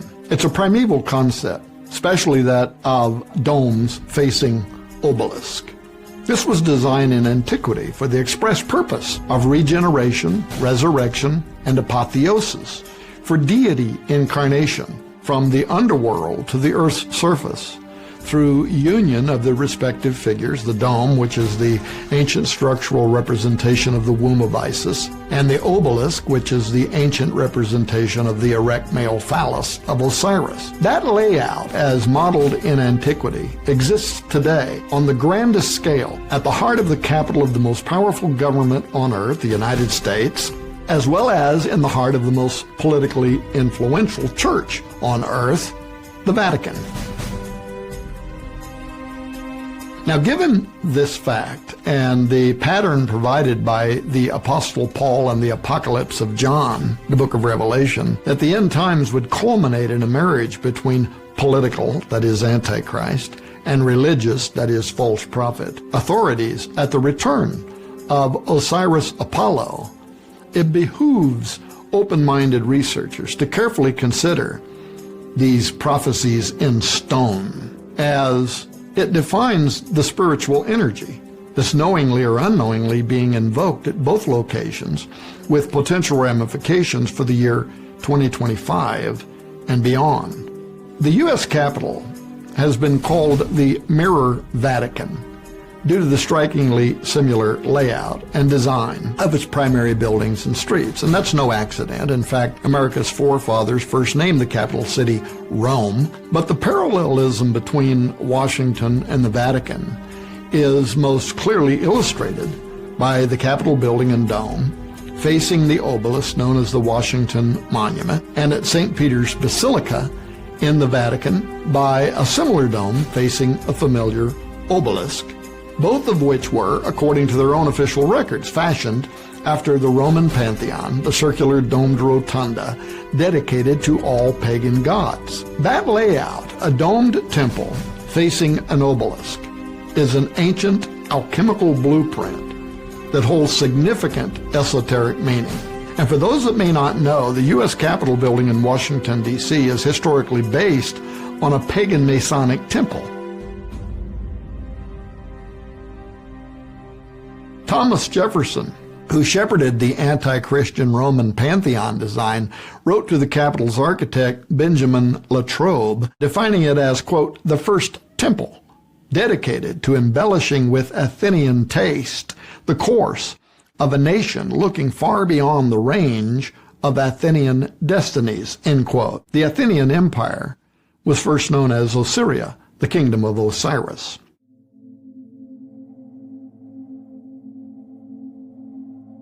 Now, in 1833, Massachusetts Representative Rufus Coyote agreed with that, writing, quote, we have built no national temples but the Capitol, end quote. William Henry and Mark Gray in their secular research book, Freedom's Gate, Lost Symbols in the U.S. Capitol, add that, quote, the U.S. Capitol has numerous architectural and other features that unquestionably identify it with ancient temples. After listing features to make their case that the U.S. Capitol building is a religious temple, including housing the images of a deified being, heavenly beings, God, symbols, inscriptions, sacred geometry, columns, prayers, orientation to the sun, and so on. They then concluded, quote, the designers of the city of Washington, D.C. oriented it to the sun, especially the rising sun on June 21 and December 21. By the way, the dates in 2020, the Newsweek and other sources reported the Aztec calendar stone in the Capitol Rotunda rolled over to a final age, follow December 21, 2020 by the alignment of Jupiter and Saturn heralding the arrival of a promised sun that we mentioned earlier. But all that aside,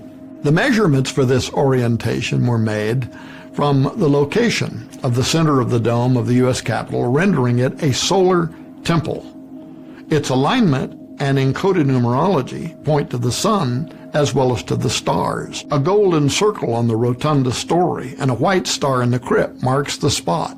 It is clear that the builders viewed the Capitol as America's sole temple, a solemn solar temple, to be exact, end quote. Now, to understand what those statements may soon mean for the future of the world, one needs to comprehend how these apparati, the dome and the obelisk facing it, actually facilitate important archaic and modern protocols for invigorating prophetic supernatural alchemy. In ancient times, the obelisk represented the god Osiris's missing male organ, which Isis was not able to find after her husband brother was slain and chopped into 14 pieces by his evil brother Seth or Set. The story involves a detailed account of the envious brother Set working with 72 conspirators to trick Osiris into climbing into a box, which Set locked and threw into the Nile.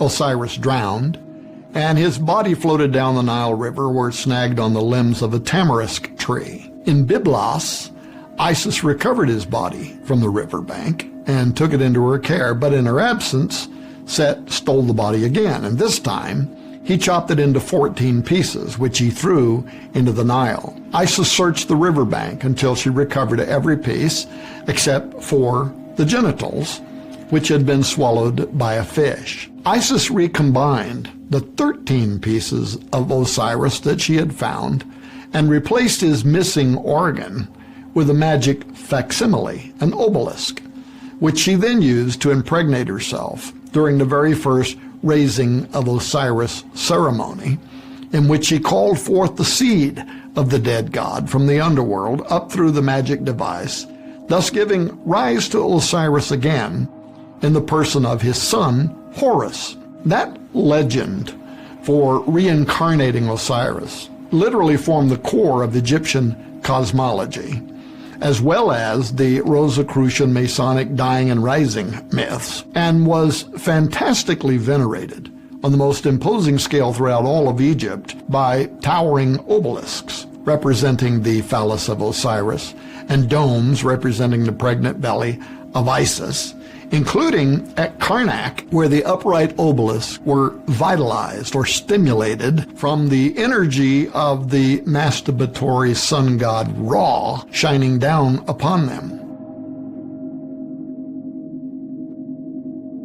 Now, in Egypt, where these rituals were performed and perfected to actually raise the spirit of Osiris into the reigning pharaoh, political authority in the form of divine kingship or theocratic statesmanship was established, later reflected in the political and religious doctrine of the divine right of kings, who supposedly derived their rights to rule from the will of God, with the exception that in some countries the king is subject to the church, aka the Pope. But this meant, among other things, that the Egyptian pharaoh enjoyed extraordinary authority as the son of the sun god Ra and the incarnation of the falcon god Horus during his lifetime. Now at death, Pharaoh would become the Osiris, the divine judge of the netherworld, and on earth his son and predecessor would take his place as the newly anointed manifestation of Horus, or the reincarnated seed of Osiris. So each generation of pharaohs provided the gods with a spokesman for the present world and for the afterlife, while also offering the nation divinely appointed leadership. The observant listener at this point may be wondering, but was there something more to the pharaoh's deification than faith in ritual magic? The cult center of Amun-Ra at Thebes may actually hold the answer, as it was the site of the largest religious structure ever built, the Temple of Amun-Ra at Karnak, and the location of many extraordinary, mysterious rites. The great temple, with its miles of walls and gardens, was the primary object of fascination, by the way, and worship by the nemesis of Moses, the pharaoh of the Exodus, Ramses II. But this was the place where each pharaoh would reconcile his divinity in the company of Amun-Ra during a festival called Opet. The festival was held at the Temple of Luxor, and it included a procession of gods carried on barges up the Nile River from Karnak to the temple. The royal family would accompany the gods on boats, while the Egyptian laity would walk along the shore, calling aloud and making requests of the gods, and even acting out parts of the ritual and mythology of the Osiris-Isis myth. But once they arrived at Luxor, the pharaoh and his entourage would enter the Holy of Holies, where the ceremony to raise the spirit of Osiris into the king would be performed, and Pharaoh would be transmogrified into a living deity. So as he's standing inside the domed belly of Isis, looking out into the courtyard at the obelisk of Osiris, these Egyptian magicians, which according to the Exodus were very, very powerful, they could mimic almost all of the miracles that Moses performed at the command of God, they would conduct the raising of Osiris ceremony. So the seed of Osiris would be drawn up from out of the underworld through the obelisk in the courtyard, magically emit into the domed belly of Isis where Pharaoh was standing, and that's when he would be changed in that moment. He went in to the dome a man, he walks outside, he is a god. And there he greets a large group of dancers and musicians who had been waiting anxiously. He was born again, Osiris, and the crowd would erupt in gaiety. And from that day forward, the pharaoh would be considered to be, just as the god ciphered on the Great Seal of the United States will be, the son and spiritual incarnation of the supreme deity. The all-seeing eye of Horus, Apollo, Osiris above the unfinished pyramid on the Great Seal represents that actual event.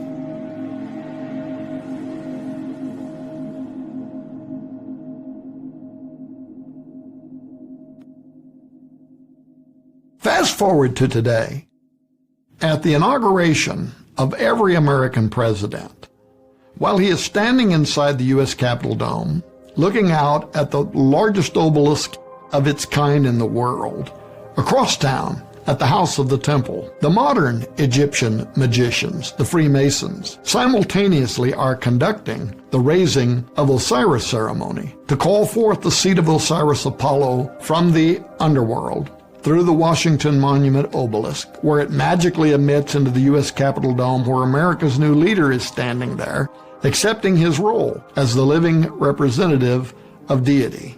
Now, this is being done in anticipation of the day when events are going to surpass parity, and the beast that was and is not shall ascend out of the bottomless pit and go into perdition, Apollo. And they that dwell on earth shall wonder, whose names were not written in the book of life from the foundation of the world, when they behold the beast that was and is not and yet is. For a few adepts of history and secret orders, the DC ritual is deliciously staged, as even the term inaugurate is from the Latin or Roman inauguratio and refers to the archaic ceremony by which the Roman augurs or soothsayers would approve a king or a ruler or other action through omens as being sanctioned by the god Jupiter, which Thomas Jefferson wanted America dedicated to, the same entity whose prophecies on the Great Seal herald his upcoming challenge to Yahweh Jehovah for heavenly supremacy, while his son, for a while, Apollo Osiris, seizes authority over the world in a final golden pagan age. As pointed out in our best-selling documentary Belly of the Beast and in broadcast programs on Skywatch TV, the dome where U.S. presidents stand during inauguration and where they lie in state for their spirit to rise into the apotheosis overhead to join George Washington in the kingdom of Osiris at death, alone is an unparalleled magical construct that openly hides the most formidable ancient supernaturalism meant for regeneration of Apollo Osiris. In fact, the U.S. Capitol Dome is a satanic antichrist plagiarism of the death, burial, and resurrection of Jesus Christ that I believe is going to play a role in the healing of Antichrist after he experiences a deadly head wound in Revelation 13:3. Note that the 1865 Apotheosis of Washington, which was painted by Greek-Italian artist Constantino Brumidi, is visible through the oculus of the dome and the rotunda. It bears anything but Christian symbols. It is filled with those Greco-Roman gods to whom Thomas Jefferson dedicated the United States. It is called the Apotheosis of Washington. Apotheosis means to become a god or a revived eternal being. In this depiction, Washington is becoming Osiris of the afterlife. The gods in the painting surrounding Washington are depicted helping the founders establish a more perfect union, as in the New Atlantis scheme described elsewhere in my upcoming book, Zeitgeist 2025.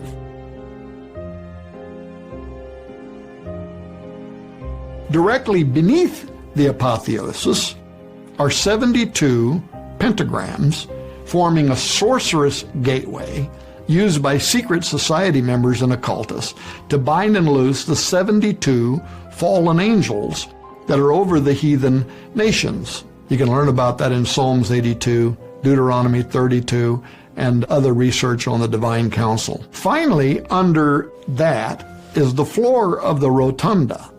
And beneath the floor of the rotunda is what is called the U.S. National Crypt, where, yes, an empty tomb resides. He is not there, for he is risen. And this is the very location where I argue Antichrist is going to be taken after his head injury, and the Freemasons will conduct the raising of Osiris ceremony, at which time he's going to be transformed into the living incarnation of Osiris, Apollo. Now, there's a lot more to the Capitol Dome Antichrist plagiarism of the life of Christ than those aspects of the building's design. And for a limited time, we're going to be giving away the Belly of the Beast documentary and other special productions that lay all of this hidden architecture and symbolism out. We're going to be giving that away free with the new book, Zeitgeist 2025, in the Skywatch TV store. But the points of interest clearly reveal how the architects of the U.S. Capitol Dome imagined a dark parody of Jesus, because as Jesus died and rose into heaven, so Washington rises into a heaven to become the Osiris. As the 72 pentagrams in the Capitol Dome are used to control the 72 cosmo craters over the nations, Jesus confronted the 72 fallen watchers from the base of Mount Hermon to his visit in the underworld and final ascension into heaven, whereby he proclaimed in Revelation 1:18, I am he that liveth and was dead, and behold, I am alive forevermore, which is a clear denunciation of the Osiris dying and rising myth that was so popular during the first advent of Jesus. Amen, and have the keys of hell, he goes on to say, but he uses there the Greek word Hades, which is the Greek name for Osiris. Well, think about what's happening there. He says, I am he who was dead and am alive forevermore. I'm the true dying and rising God. And I'm the one who has the keys of hell, Hades, and death. That's important because Osiris at the time of Christ was considered the lord of the underworld in Greek myth, and he controlled who possessed the keys to the 12 gates of the Egyptian afterlife. Much has been written by historians within and without Masonry as to the relevance of the number 72 and the alchemy related to it. In the Kabbalah, Freemasonry, and Jewish apocalyptic writings, for instance, 72 equals the total of wings that Enoch received when he was transformed into the powerful angel Metatron.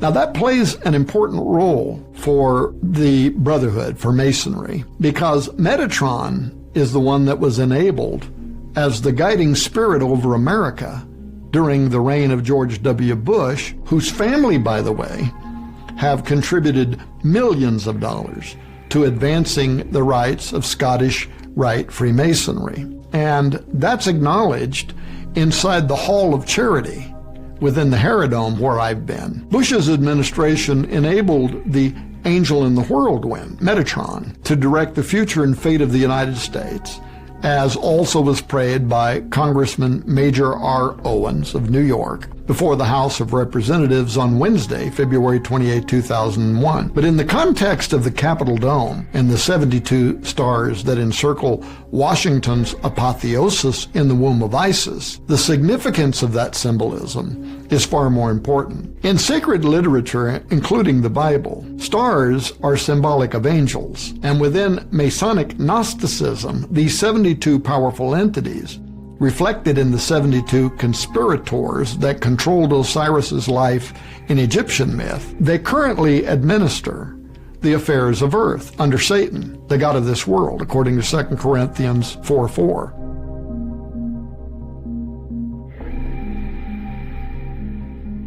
Experts in the study of the divine council believe that, beginning at the Tower of Babel, the world and its inhabitants were disinherited by the sovereign God of Israel and placed under the authority of 72 angels, which became corrupt and disloyal to God in their administration of those nations, Psalms 82. Those beings quickly became worshipped on earth as gods following Babel, led by none other than Nimrod, Gilgamesh, Osiris, Apollo.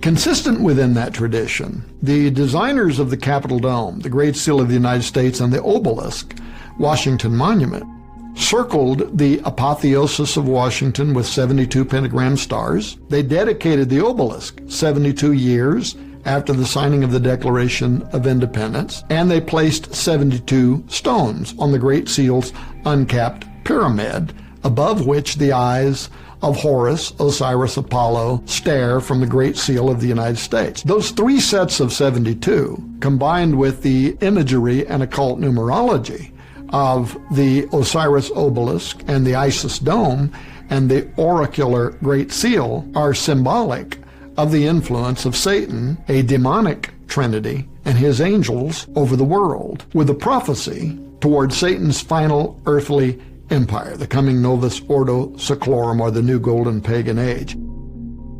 In order for the inevitable worship of Osiris to be reestablished on earth, these 72 demons that govern the nations have to be controlled. Therefore, they're set in magical constraints on the Great Seal, the Washington obelisk, and the pentagram circles around the apotheosis of Washington in order to bind and force the occultist's desired effect.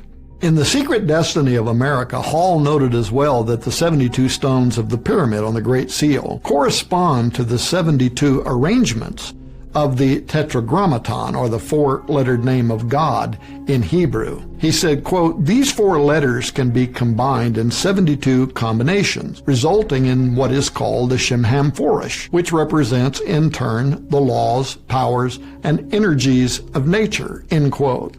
Now, the idea that the mystical name of God could be invoked by occultists to bind or loose supernatural agents, or powers and energies of nature, as Hall called them, is meaningful creed within many occult tenets, including Kabbalah and Freemasonry. And this is why the 72 stars are pentagram-shaped around the deified Freemason George Washington. Medieval books of magic, or grimoires, such as the Key of Solomon and the Lesser Key of Solomon, not only identify the star systems Orion, which is Osiris, and Pleiades, which is Apollo, as the home of these powers, but applies great importance to the pentagram shape of the stars for binding and loosing their influence. Adept Rosicrucians of Freemasons have been using these magical texts forever, the Key of Solomon and the Lesser Key of Solomon, to do just that. Modern people, especially in America, might view the architecture used in this magic, the dome representing the habitually pregnant belly of Isis, and the obelisk representing the erect phallus of Osiris, as profane or pornographic. But in fact, to the occultists, these are ritualized fertility objects, which they and the ancients believed could produce tangible reactions, properties, or manifestations within the material world. The obelisk and dome, as imitations of the deity's male and female reproductive organs, could, through government representation, invoke into existence the being or beings symbolized by them. So, through such imitative sex, the dome and obelisk become energy receivers, capable of assimilating Ra's essence from the rays of the sun, which in turn draw forth the seed of the underworld Osiris. The seed of the dead deity would, according to the supernaturalism, transmit upward out of the underworld through the base or testes of the obelisk, and magically emit from the tower's head into the womb or dome of Isis, where incarnation into the sitting pharaoh or king or president would occur during what Freemasons also call the raising of Osiris ceremony. And in that way, Osiris could be habitually born again, reincarnated as Horus, and constantly direct the spiritual destiny of the nation.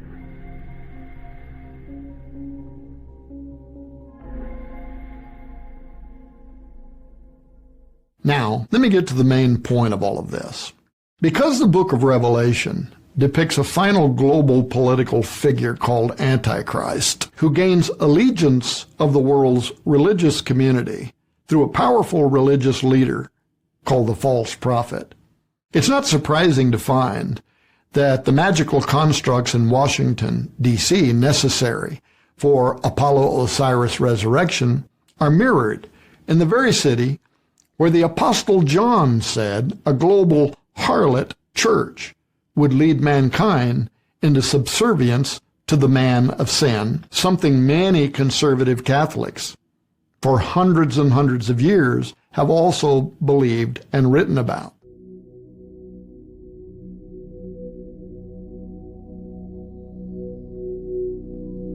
Now, to be sure, the 330-ton obelisk in St. Peter's Square in the Vatican City is not just any obelisk. It was actually cut from a single block of red granite during the 5th dynasty of Egypt to stand as Osiris's erect phallus at the Temple of the Sun in ancient Heliopolis, or the city of On, as it is called in the Bible, dedicated to Ra, Osiris, and Isis.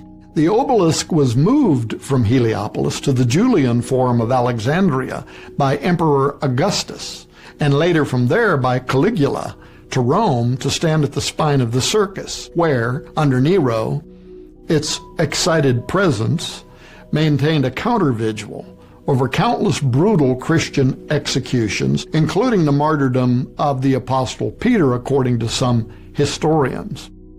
Over 1,500 years following that, Pope Sixtus V ordered hundreds of workmen under celebrated engineer-architects Giovanni and Domenico Fontana to move the phallic pillar to the center of St. Peter's Square in Rome. And when the cross was placed on top of the obelisk, as you see it today in the middle of St. Peter's Square, the Pope marked that occasion by conducting the ancient rite of exorcism against the phallic symbol. This was first scheduled to occur September 14th to coincide with the liturgical feast of the exaltation of the cross, and not coincidentally under the zodiacal sign of Virgo, Isis. But the event was delayed until later in the month and fell under the sign of Libra, representing a zenith event for the year. On that morning, a pontifical high mass was held just before the cross was raised from a portable altar to the apex of Baal's shaft, as such phallic towers were also known. While clergy prayed and a choir sang psalms, Pope Sixtus stood facing the obelisk and extending his hand towards it, announced in Latin, "I exorcise you, creature of stone, in the name of God." Sixtus then cast sanctified water upon the pillar's middle, then its right side, then left, then above, and finally below, to form a cross, followed by, "In the name of the Father, and of the Son, and of the Holy Ghost, Amen." He then crossed himself 3 times and watched as the symbol of Christ was placed atop Osiris's erect phallus. Now, upon strolling from the obelisk in St. Peter's Square to inside the Sistine Chapel, one finds the parallels between Washington and the prophecies of the Great Seal do not stop with the dome design and symbol of Osiris's erect manhood, but the very Cumae Sibyl, whose prophecy about the return of the god Apollo is encoded in the Great Seal of the United States, is prominently depicted inside Catholicism's most celebrated chapel.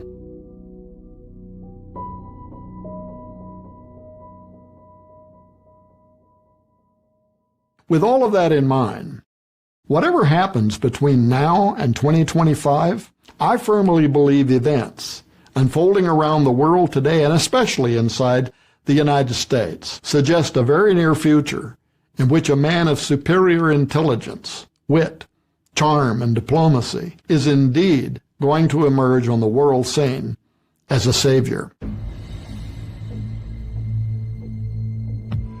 He will seemingly possess transcendent wisdom that enables him to solve problems and to offer solutions for too many of today's most perplexing issues. His popularity is going to be widespread. His fans are going to include the young and old, religious and non-religious, male and female. Talk show hosts are going to be interviewing his colleagues. News anchors will be covering his movements. Scholars will be applauding his uncanny ability at resolving what has escaped the rest of us. And the poor will bow down at his table.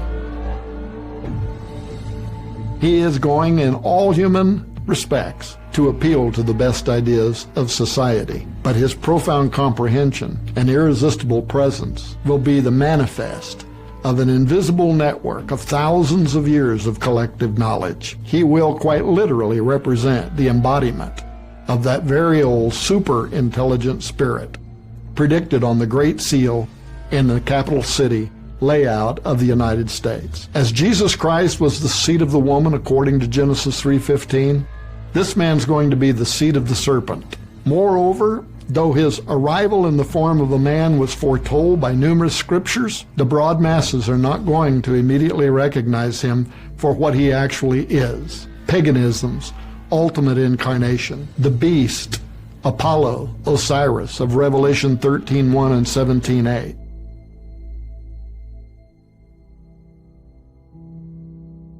And so I have to ask you something. Are you therefore prepared spiritually, mentally, and physically for what is just ahead? Ancient and modern occultists obviously have plans for the near future, including strategies to install the dreaded man of sin who will, for a short period of time, conquer and then betray the human race. Thankfully, it's the true Father of heaven and his Son, Jesus Christ, that are going to have the final word and ultimately determine the fate of mankind. Therefore, knowing Jesus as Savior is the first, most important emergency planning step you can take for your future security and survival. With Christ as your Lord, you'll be able to enter thou into thy chambers and shut thy doors about thee and hide thyself, as it were, for a little moment, until the indignation be overpast, according to Isaiah 26:20.